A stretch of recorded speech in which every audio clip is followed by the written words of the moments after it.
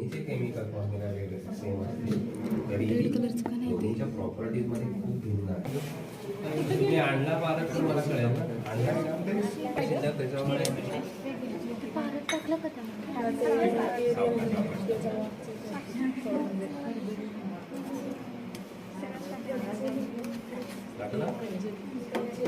मला जागा देणार का कसं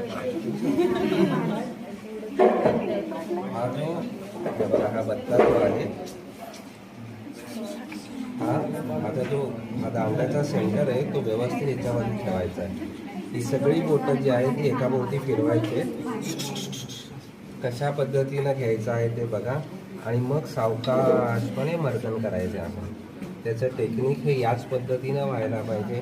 पूर्ण रिस्टमधून ते व्यवस्थित फिरणं अपेक्षित आहे. हे असं असं असं असं करायचं नाही.